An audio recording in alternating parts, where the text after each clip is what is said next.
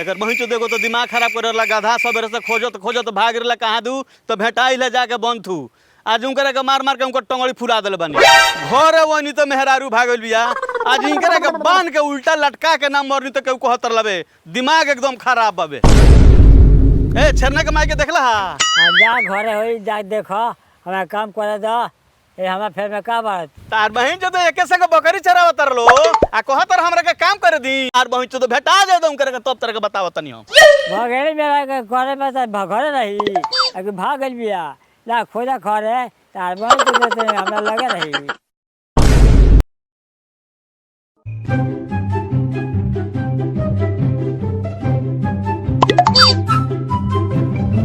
ए बाबू छेरना के माई लोकली होने ना हो ओने तना लोकली है आज मार तुमको मुआ दम कर पहुंचो तो के घर पहुंचो देखो तो गधा परेशान कोइले बा घाव लागल गधा वाला आज मुकर के मूर्छा गधा वाला हम छोड़ावत आज भेटा जियन तो मार के इनकर चमड़ी उधर तनी बड़ा तेजी में हो कहाँ जाता हो जातन मकई में गांड लियो चलबो चलो ना लागत कि फेन भागल बिया कुछ हो जाई हो हम ना जाए केहू भाई पटदार केहू ओखे कितनो लोग सिखाई लेकिन हम ओकरा पर ना रहम त ना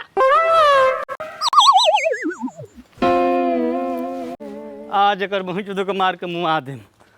अरे इ त हेने बिया रे ना भरोक बे सुन ने कुछ कर हम ना रुक हमरा जवानी के कसम बाटे कि एक डेग बढ़बे आगे ते रे तोरा जवानी में घून पड़ो रे ऊपर पड़ो मुत पिया ना तोरा घर में ना रहम रे ते कुछ कर ले लेकिन हम ना रहम त ना रहे आज तेरा माय के चुदे रोसरी में बांध के ना तेरा के उल्टा टांग के अल्लाह बता से मरी तो केहू कहला रुक अरे बाप रे रुक रुक रुक रुक अरे दादा हो अरे दादा हो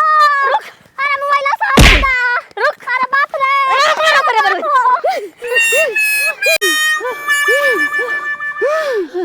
रुक को तनी रुक जो अरे रुक रुक रुक जो आज तरह का मुँह आ दे आज तरह के देखो आज तरह का हम उल्टा बांध के ना लटकौनी तो केहू कहता ला तरह का मार मार बर्बाद कर दे आज तू रुक जा हमरा के आज ना छोड़ी हो दादा केने गइले दादा भाग गइल का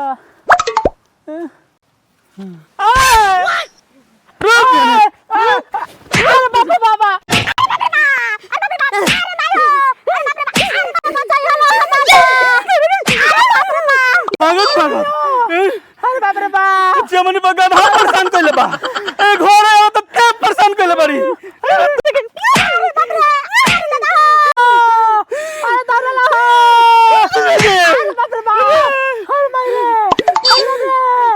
चल अब ना भागबे नु अब काट देम तोरा के उठ उठ अरे कान में तेल डाला बड़ा सन कारा भूत पिया नहीं मुझे बाप रे अरे दादा हो उठ अरे बाप हो उठ अरे माई हो का बुझो अरे बाप रे सुआ खाने चिल्ला तारू आई बा ई तो छेरना के माई बाबूजी हल हो ई का मारा चल जल्दी चल जल्दी चल अरे हां छेरन भाई ए मार भाई मुंह आती हो दादा ए का भइल बा छेरन के बाबूजी हे जे बैठ पहले हे जे बैठ का भइल बा छेरन के माई अरे बापू का कहिए बबुआ हमें मुआना के घर में ना रहे मो दादा हमरा के मार के गोतर और लाबदा देखो तनी गधा के मारे वाला लाबदा हवे बताइयो से मेहरारू रोकी उ लाबदा बोलबू अरे बाबू ए बबुआ हम ना रहे हम 2 साल में 20 बेर भाग गई अरे मैं साल में 10 बेर भागल बिया तोरा रोहनिया से रे मुत पिया ना तोरा रोहनिया से रे तोरा रोहनिया से ए मर्दवा इनकर के गोद ही समझ ले बड़ा मर्दे सवेरे से गधा भुलाई रहला ओकरा के खोजत खोजत गोड़ दुखा गइल घरे बनी है कि तनी जाई फाई पी ई आवतन तो न पता बिया एकरा के खोजे में 4 घंटे लगल आग भर अरे मुआइला दादा अरे मुआइला पाहो दादा अरे मायो अरे बाबू अरे धर लो दादा अरे नतिया के बेटा वो करा के धरो साले दादा वो करा के धरो सन हमरा के नारे छेरन के बाबूजी रो का मर्दे ए छेरन के भाई है ना वो ए जा बैठा बैठ है ना लाभदा उठावता अरे दादा हो मर्दवा तू मर्द टाइम में एरा नहीं कोनो गधई हो अरे गोदही नहीं तो ठीक है नहीं बाबूआ ठीक नहीं है लाभदा फेंकवा देनी है तो ए छेरन के भाई बैठा देखो छेरन के बाबूजी अरे तोहन लो अपन घरे बैठ के सलट लो ना तो टोला महला के लोग तो बढ़ले बा ए बाबूआ टोले महला तो आफत जर ले बा आफत कोइले बा हमरा घर में रानी एकर कान भर देता रे सब झूठ सच जोड़ देता रे सनी मुंह तो पिए ना एगो रख ले बा मुंहड़ा लग गधा के मारे खातिर ओइ से हमरा के मारे लागता हम अपन जान बचावे खातिर हम एने ओने भागल फिरता नहीं छेरन के बाबूजी ई सही बात हो का सही बात हो का सही बात हो चेमनी पर दिन भर हम रहते टर्रातानी आए वजह से थाकल मकल जब घरे आवतानी तो पता लगता ही घर ही नहीं के ई भाग गइल बिया कोही अब एकरा के खोजी गधा खोजी माथा खराब होई कि ना होई बताओ हम खीस में का करी दौड़त दौड़त ना भेटल तो 2-4 मोड़ी कस देनी हैं आ लोग टोला माला के दो देतिया लोग सुनी तो झगड़ा होई कि ना होई हैं एकरा मारे टोला महला में केहू से नहीं पटत हमरा से झगड़ा होत रहता हमरा से तारा के झूठ खाली बोलती है खाली झूठ झूठ पे झूठ अब तो हमरा लागता कि मामला घरों में ना फरियाई आसो पड़ोस से ना फरियाई एकरा के परे पंचायत रूप के फरिया ल कि ई का कहे के चाहतरी आ तू का कहत रह मेल मिलाप में रहलो हम ना चाहत रहनी हम कबहू ना चाहत रहनी कि मुखिया सरपंच के लगे जाओ झगड़ा लेकिन जब नहीं खे मानत तो जाई इज्जत होंगे जाता होंगे जाई का करे के बा जाओ मुखिया के सरपंच के बुलाओ यही बड़ा फैसला हुई हम पागल हो गए बानी एकरा से संतोषवा पागल बुझतिया हाँ तो सुनो छेरन के बाबूजी ठीक भाई मामला तो अब हमरा लागता कि एने ना फरियाई आही बगीचा में बैठले से कोनो फायदा बाना चलो लो हम ही मुखिया सरपंच के बोला के लेके आओ तनी आ तहन लोग के दोनों जना के मैटर सुलझा दिहल जाला हाँ चला तू ही बोलवा के लिए जब ही ना मानिहन तो होई पंचायती होई यही बेरा होई चला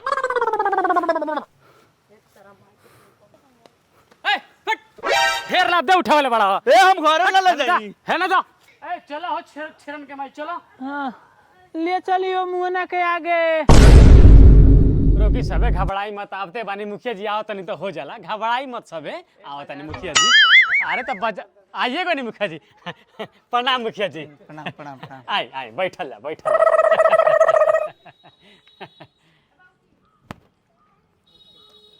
के भाई पंच के अगुवाई हम ही बानी मुखिया जी हाँ तो बुलाओ जाओ हाँ अब ये बुला के लेके आओ तनी रोकी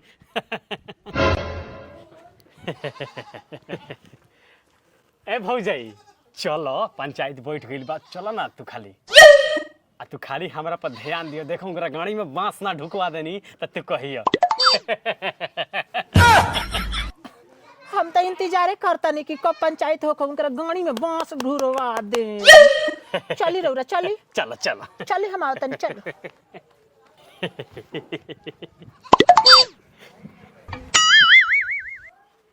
हमारा घर के झगड़ा आ ई कितना बेचैन बा अच्छा ठीक बा काम उता का तरह हो चलो चला इस तरह के ना भरल सभा में तारा मुंह में करी खपतवा देनी तो असल बाप के बेटी ना आवो ई तो तैयारी में बिया हमरो तैयारी में चले के पड़ी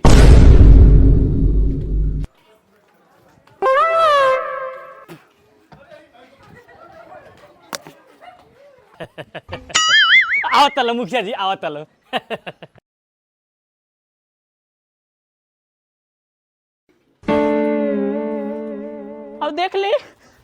छाती पर बांस लेके केंगा पीछे पीछे दौड़ल हो तो देख ली। पंचायती में बताई हम बांस लेके आओ जला।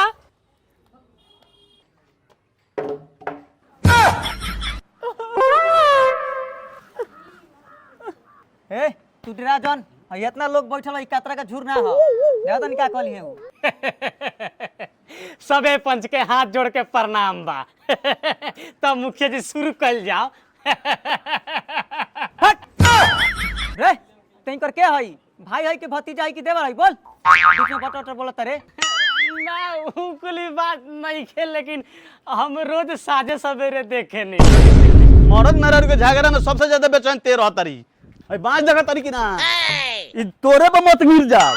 हम तो खाली देखे नहीं हुए कहता नहीं, देखे नहीं तो कहे ना। ते का देखेलिस रे? झगड़ा झगड़ा मुखिया जी। हम ही बानी तो छोड़ा उड़ा नहीं तो भाई पुरदर तो तू कहूँ ना जाला। यही के छोड़ावे ते रोज रोज आओ। असल लूह ले लंगड़ बन के ना गेलो तो केहू कहत रहो। ए तू चुप हो। ओ बड़ा से बीच में गबर गबर बोलले बड़ा तेरे बोली सुने खातिर जाइल बनी कि पंचायती कराइल बनी। ए आ तू पंचायती में बांस लेके आइल बड़ा हो। काल झगड़ा भौवे काल से बेग लेके रात भर सुतल बिया। हमरा का भरोसा भाई को भाग जाई तो का करी हम। रात भर हम दुआरी पे बैठल बनी, रात भर घर में बेग लेके बैठल बिया। हमरा में गलती बा? हां ए तू बैठ आ तेरा का परेशानी बा हो बोला तू। सबे पंच परमेश्वर के हम प्रणाम करतानी। अब पंच परमेश्वर के साक्षी मान के सबसे पहले हम कहतनी कि मान ली लो कि मुखिया जी हमारे एक दिन खातिर भातार बानी। ए ई का कहत रहो? 10 मिनट खातिर मान ली रौरा कि हमार भातार बानी। चलो ठीक बा, अगर पंच परमेश्वर कहता तो 10 मिनट खातिर मान लेतिन तार भतार।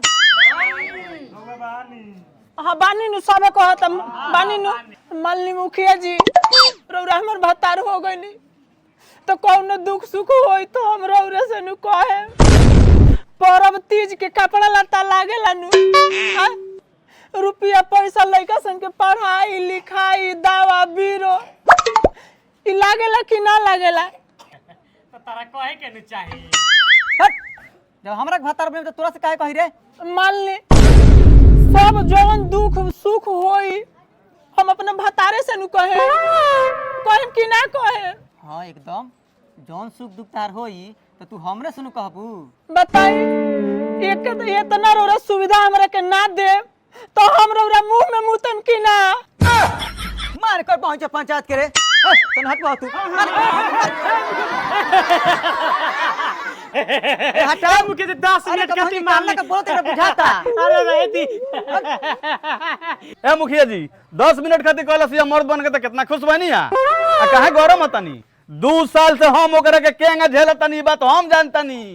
जानी ना मार के पहुंचे के ना मार भगवान ऐसन मेहरारू कौन के मत दिहो ना अगर दियो तो ऐसा मेरे हेड साला के दियो कि जिंदगी भर हंसत रही।